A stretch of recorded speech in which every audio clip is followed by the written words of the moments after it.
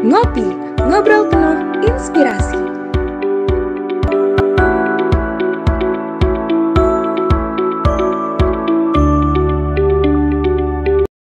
Halo Sobat Ngulik di rumah, welcome back to Ngopi Podcast, ngobrol penuh inspirasi.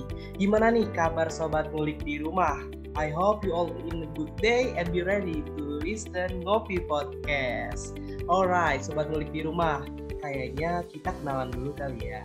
Biar makin akrab, let me to introduce myself. Halo, aku Said dari manajemen angkatan 58. Di sini aku sebagai co-host dan of course di sini aku nggak sendirian dong pastinya. Ditemani partner aku yang super kece abis, siapa lagi kalau bukan Kak Fadli. Halo Kak Fadli. Halo Said dan halo juga Sobat Ngulik. Pada malam minggu kali ini ya kita bisa dengerin Ngopi Podcast nih. Kita bisa dapetin informasi yang menarik banget di episode yang pada malam hari ini. Oke, gimana nih Said kabarnya? Alhamdulillah di malam minggu yang cukup gelap ini aku sehat, cuma memang lagi gejala batuk pilek aja nih Kak. Tapi nggak apa-apa, aku tetap semangat untuk menemani Sobat Ngulik di rumah gitu. Kak Fadli sendiri gimana nih kabarnya? Alhamdulillah sehat ya, bugar gitu dan menjaga kesehatan juga karena sekarang kan udah musim ini ya, udah musim pancaroba, udah dekat-dekat ke Desember, udah makin banyak hujan dan tapi sering panas juga nih, jadi kita harus jaga kesehatan juga ya, apalagi kita masih dalam keadaan pandemi, meskipun Jakarta sekarang udah turun ke level 1, tapi kita tetap jangan kendor ya, Said. Benar banget tuh apa yang dibilang Kak Fadli. Oh ya Kak, kira-kira topik Ngopi Podcast pada malam minggu ini apa sih Kak? Nih topik podcast pada malam minggu kali ini nih pastinya seru banget ya. Pastinya teman-teman itu akan penasaran nih dengan siapa sih orang di balik platform teman berproses nih. Jadi kita mau bahas tentang kilas di balik teman berproses nih, Said.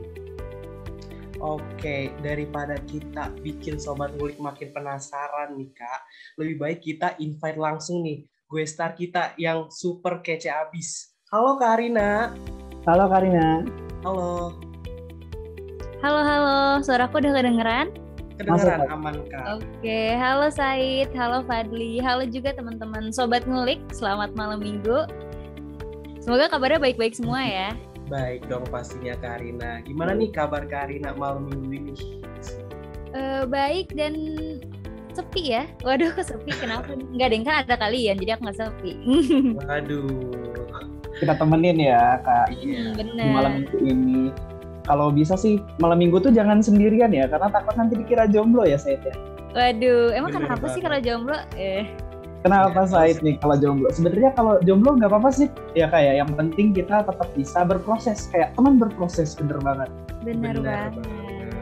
Oke, daripada kita bikin Sobat Ngulik di rumah makin penasaran, mendingan kita langsung aja nih ke pertanyaan yang pertama. Boleh dong Kak Arina cerita lebih jauh lagi tentang Kak Arina nih, dari mulai educational background, aktivitas saat ini, dan mungkin sedikit personal life dari Kak Arina. Oke, halo teman-teman semua. Perkenalkan, nama aku Arina Salsabila. Sekarang aku sedang menempuh pendidikan di manajemen IPB semester 5. Mungkin teman-teman juga ada yang sedang merasakan kehektikan semester 5. Terus di sini juga lagi sibuk apa mungkin ya? Lagi sibuk beberapa kegiatan. Sebenarnya makin kesini udah makin coba considerate sih. Jadi mengurangi beberapa kegiatan yang memang kurang penting. Jadi sekarang lagi ada di beberapa organisasi sama ada project gitu. Dan salah satunya juga jadi award the Excel Future Leader, di mana memang dalam beberapa bulan ini juga ada project-project itu. Terus kalau misalnya personal life, apa ya, sebenarnya sama ya, seperti mahasiswa pada umumnya mungkin belajar, kuliah, jalan, main, galau, overthinking, nggak jauh beda. Mungkin kayak gitu juga personal life-nya, sama masih berproses juga sama teman-teman, jadi ya kita sama-sama belajar lah ya. Ini kalau misalnya gestar-gestar gitu Kak, masih nyanyi-nyanyi gitu, masih tetap di jalan ya? Masih side job ya, side job. Job utamanya apa kan belum ada, tapi mencari sampingan ya. Kebetulan aku memang suka sebenarnya aku nggak bisa bilang aku jago sih ya, tapi kebetulan aku memang suka aja main musik, dan memang alhamdulillah kebetulan kadang suka ditawarin mau ngisi nggak, dan karena memang suka jadinya itu adalah job yang fun gitu buat aku. Jadi kadang memang masih suka nerima. Ini gara-gara ini nih Kak, asli saya personally aja mau bilang ngefans banget Kak sama Karina waktu itu, soalnya sering lihat ya Karina ada di acara-acaranya manajemen gitu ya, sering banget nih ketemu Karina kayak wah akhirnya sekarang bisa ngobrol langsung nih sama Karina nih. Wah. Terus Karina juga ini ya manajemen Pride ya Kak, kita manajemen Pride. Wah bener dong, kita manajemen Pride ya semua. Semuanya manajemen Pride. Pride. Tapi mungkin sobat ngulik yang di luar manajemen jangan merasa terintimidasi ya. Jangan merasa terintimidasi. Kita ini untuk semua orang. Gitu. Nah, karena sobat ngulik ini tidak hanya terkhusus untuk manajemen ya. Jadi semuanya bisa mendengarkan. Bener banget Kak. Semua orang bisa mendengar. Gitu. Dari yang tua maupun yang muda ya kan. Semuanya dapat inspirasi dari sobat ngulik. Oke, mungkin bisa kita lanjut nih Kak. Aku mau nanya nih, gimana sih Kak Arin awal mulanya bikin dari platform teman berproses ya Kak? Yang Kakak bikin gitu. Gimana sih Kak mulai bikin dari teman berproses? Oke, jadi awal mula bikin teman berproses ini tujuannya adalah karena memang sama-sama ingin berproses. Mungkin karena yang nyeritain awal mula, mungkin aku backstory ya. Backstory ke tahun 2020. Tahun 2020 itu tahun yang mungkin cukup berat buat kita semua karena awalnya kita berkehidupan offline, tiba-tiba sekitar bulan Februari, bulan Maret tiba-tiba kita disuruh balik ke rumah. Lalu menjalankan kehidupan pandemi yang online semua gitu. Dari kehidupan offline ke online, kalian kita semua ya mengalami adaptasi yang mungkin gak semua orang siap, termasuk aku gitu. Nah, dari dulu aku tuh adalah orang yang ekstrovert. Aku mendapatkan banyak energi dari luar ketika ketemu orang, berkegiatan di luar. Lalu ketika perubahan-perubahan itu datang, perubahan kehidupan offline menjadi online, itu tuh aku nggak ngerasa mental aku tuh nggak baik-baik aja. Tapi pada saat itu, aku tuh masih belum paham kesehatan mental tuh apa sih? Kenapa sih aku kayak gini? Kenapa sih kok aku nggak stabil banget ya gitu? So, jadi di awal-awal pandemi, itu tuh aku bener-bener ngerasa apa ya, kayak terkekang gitu loh. Padahal aku nggak dimarahin, nggak apa, tapi kan karena memang nggak boleh keluar banget ke rumah, nggak boleh keluar rumah banget ya pada saat itu. Jadi aku ngerasa kok rasanya menyebalkan banget ya, kok kayak nggak enak banget gitu. Sampai ada masa-masa dimana aku bisa nangis sendiri di kamar, nggak tahu alasannya apa. Aku nggak bisa buka sosial media karena rasanya ke-trigger aja gitu. Sampai pada suatu ketika cerita ke temanku dan temanku nyaranin coba ajarin konsul ke psikolog online pada saat itu. Waktu itu aku juga belum pernah tuh konsul ke psikolog, tapi akhirnya dicoba aja lah ya. Aku akhirnya mencoba bilang gitu, dan akhirnya aku mencoba psikolog online. Waktu itu pertama kali banget aku nyoba konsultasi ke Halodoc tuh, karena waktu itu aku masih buta banget psikolog tuh gimana sih segala macam gitu kan. Nah dari situ akhirnya muncullah kayak oh ternyata setelah ngobrol dengan seorang profesional ini bisa ngebantu banget ya aku. Oh ternyata ini tuh ada yang salah loh dari kesehatan mental aku, dan akhirnya mulai cari tahu tuh dari situ, dari problem yang aku alami, mulai cari tahu tentang kesehatan mental itu apa aja sih hal-hal terkait itu, dan akhirnya jadi punya dalam hal lain mungkin interest gitu ke sana. Dan akhirnya banyak tuh ngobrol sama teman-temanku, dan ternyata teman-temanku juga merasakan hal yang sama gitu, ketidakstabilan dalam mental. Kok rasanya banyak yang salah ya sama diri sendiri, kok rasanya susah banget ya buat nerima diri, bla bla bla gitu. Nah setelah itu pokoknya ada suatu ketika seorang temanku itu tuh pas aku lagi down ngirim tulisan gitu, dia kayak buat tulisan di Medium, tulisannya kayak buat aku gitu. Dari tulisan itu aku nyadar bahwa wah ternyata tulisan kecil seseorang itu bisa encourage aku ya untuk bangkit lagi gitu. Nah pada saat itu juga kondisinya aku tuh dulu, sampai sekarang sebenarnya ada, tapi dulu tuh lebih aktif. Aku tuh punya kayak akun buat aku ngepost fotografi sama tulisan aku, tulisan-tulisan kecil. Nah di situ seringkali teman-teman aku sih khususnya, karena aku nge-share situ ke teman-teman aja, bilang makasih gitu loh atas tulisan yang aku buat. Nah akhirnya dari runtutan kejadian gitu ya, aku ngerasa aku nggak baik-baik aja. Aku ngerasa kayaknya yang nggak baik-baik aja tuh nggak aku doang.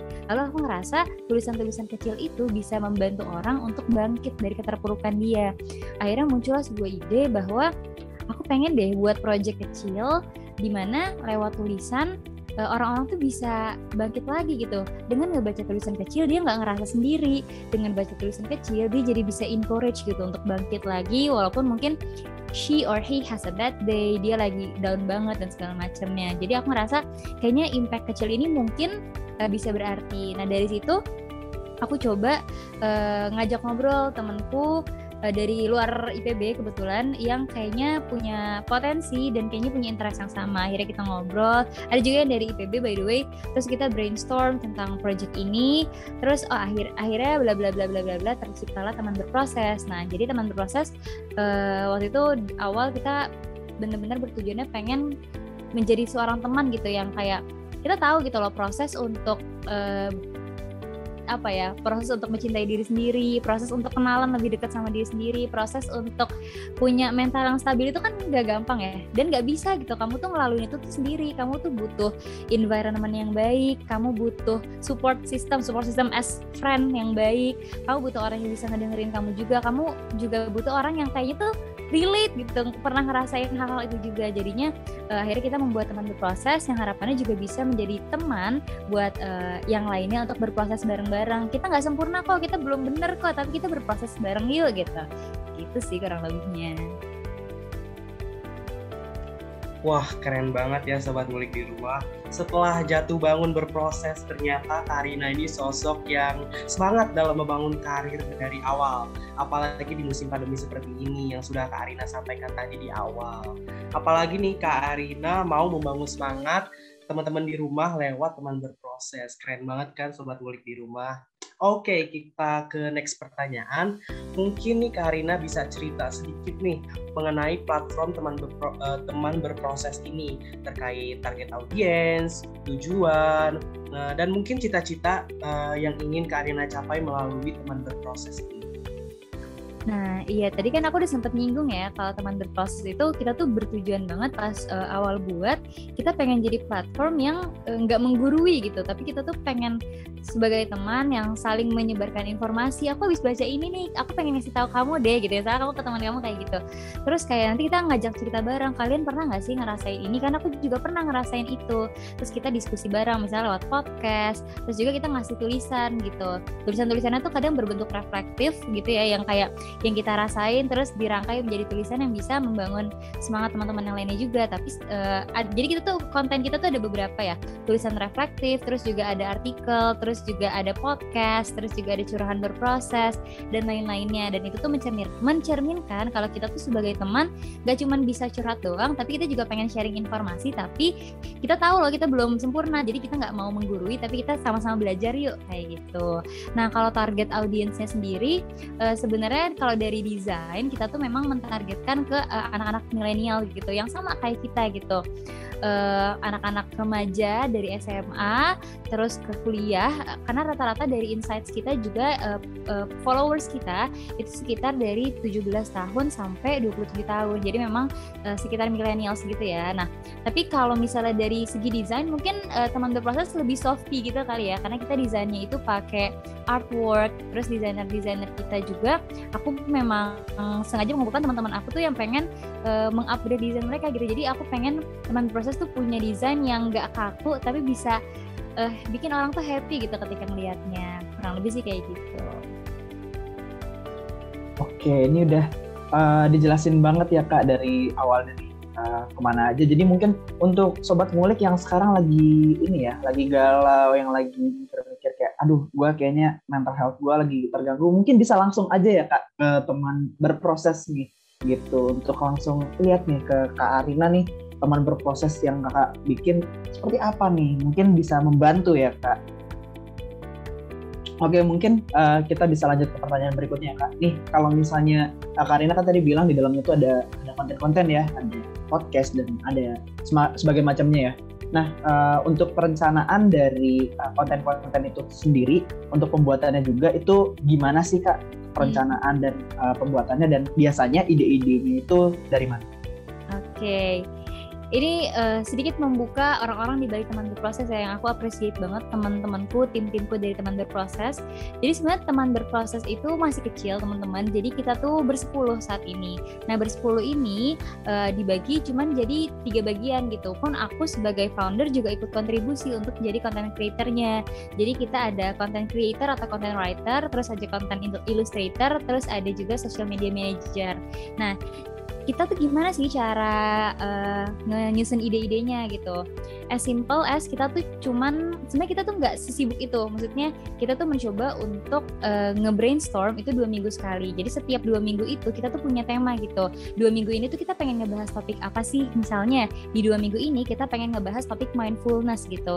How to live with mindfulness. Nah gimana cara kita hidup dengan mindfulness tapi kita tuh menyampaikannya dengan tersirat gitu. Kita nggak pengen konten kita semuanya dari podcast, artikel, terus tulisan refleksif menyebutkan bagaimana cara mindfulness. Itu kan agak terkesan membosankan kan, tapi kita mencoba untuk dari situ kita gali nih, oke, dari mindfulness ini kira-kira poin sih yang pengen kita gali. Biasanya setiap bi-weekly meeting itu tuh kita brainstorm, kita pengen ngebahas ini, apa sih yang pengen, kita biasanya juga reflektif dulu, kenapa sih kalian pernah nggak sih ngerasain mindfulness itu sesama tim tuh, jadi kita saling membangun juga sebelum kita ngasih tahu ke audiens teman berproses, kitanya juga belajar gitu, kita juga berproses bareng.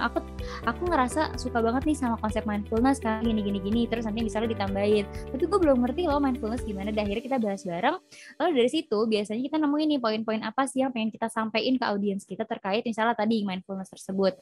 Kita bikin poin-poin itu, lalu kita menjadwalkan dari 2 minggu itu, kita langsung tuh bikin kalender untuk kontennya. Oke, hari Senin tanggal sekian konten apa, hari Rabu tanggal sekian konten apa, hari Jumat tanggal sekian konten apa, Minggu tanggal sekian konten apa. Dan itu juga dibagi gitu. Oke, misalnya kita ngepostnya hari Senin, berarti nanti deadline-nya hari Minggu konten writer udah ada ya, biar juga nggak ngerepotin konten illustratornya. Pokoknya kita bikin kayak gitu, kita jadwalkan selama 2 minggu, lalu nanti kita assign ke Google Calendar masing-masing tim kita, jadi biar terstruktur juga.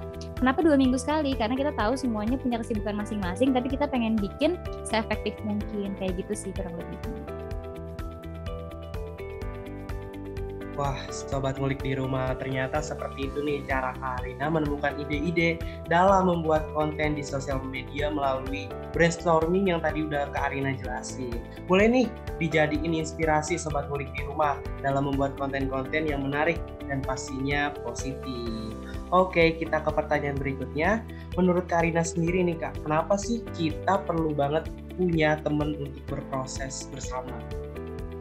Oke, kenapa perlu banget punya teman untuk berproses bersama? Karena pertama banget ya, ini mungkin basic banget karena kita makhluk sosial.